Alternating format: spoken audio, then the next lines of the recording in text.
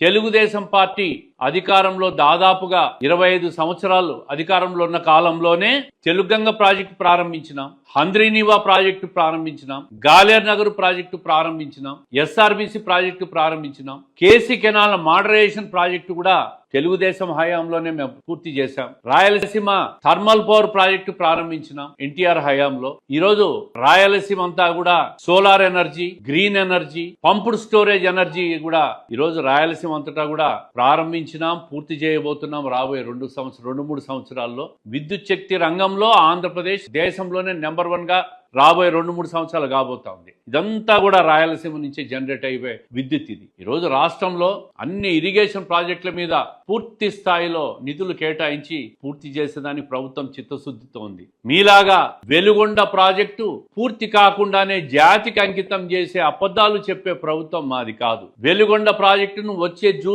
July August నాటికల్లా పూర్తి చేసి నీళ్లు ఇస్తామని చెప్పి మొన్న 25వ తేదీనే ముఖ్యమంత్రి గారు వెలుగొండ ప్రాజెక్టు పోయి సందర్శన చేసి ఆ ప్రాజెక్టుకు టైం బౌండ్ ఫిక్స్ చేసి నిధులు విడుదల కూడా చేసి దాన్ని పూర్తి చేసేదానికి కంకణబద్దులై ఉన్నారు. రాయలసీమ, గ్రేటర్ రాయలసీమ అంట, ఒంగోలు, నెల్లూరు, పాత 4 జిల్లాలు వీళ్ళు రౌండ్ టేబుల్ కాన్ఫరెన్స్ కడపలో వచ్చినారు. భోంచేసి పోండి. రాయలసీమ మీద మీరు మాట్లాడే హక్కు మీకు లేదు. ఈరోజు రాయలసీమలో ఉద్యాన పంటల హబ్బుగా కాబోతా ఉంది. రాబోయే 3 సంవత్సరాల్లో 30,000 కోట్లు ఉద్యాన పంటలకు ఖర్చు పెట్టబోతున్నాం. ప్రతి రైతు పండ్ల తోటల్లో లక్షాధికారి కాబోతా ఉన్నాడు. రాబోయే రోజుల్లో ప్రపంచంలోనే fruit bowl of the world ఏది అంటే రాయలసీమని చెప్పుకునే పరిస్థితి రాబోతా ఉంది.